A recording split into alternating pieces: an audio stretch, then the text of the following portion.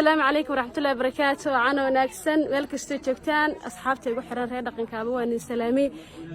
caaw waxaan joognaa xilligu waa xilli habeena aroos ka dhacaya tuulo kamid ah qaybo kamid ah gobolada Soomaaliland gaar ahaan tuuladan magaceeda waxa la yiraahdaa Dabaguryo waxay ka tirsan tahay qayb kamid ah waxay ka tirsan tahay gobolka Togdheer halka dhanka kalena ay ka tirsan tahay ismaamulka Soomaali galbeed hadaba caaway halkaan waxa ka dhici doona aroos dhaqameed ah horta meeshu waa tuulo laakiin sida halka inta kaga muuqata waa dhaqankeena ama dhaqankii miyiga maadaama aloolada halka uga jeedaan marka halkan waxa ka dhici doona aroos dhaqankii aan ka marnayn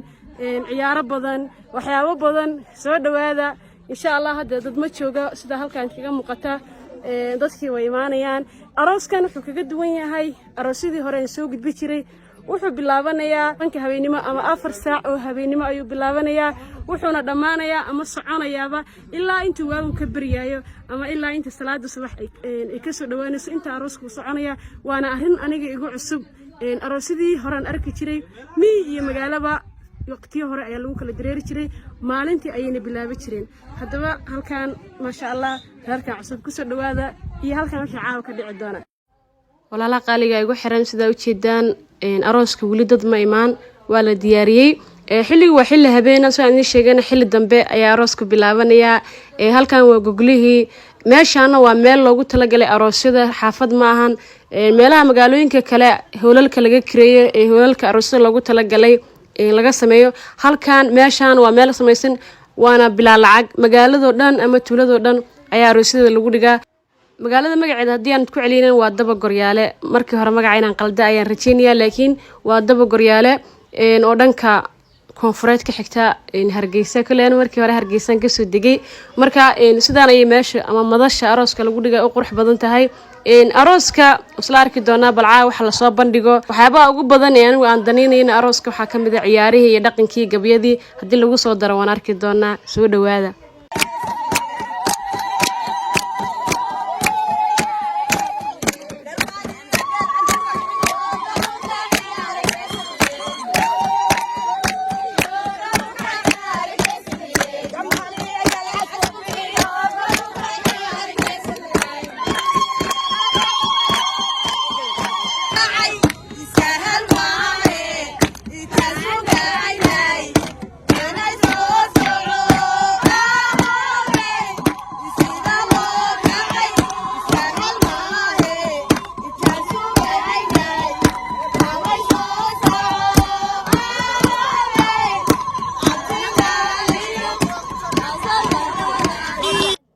asxaabta qaaliga arooski waa la keenay galbiski oo soo aragteen madashi dadka la kala fadhiisanaya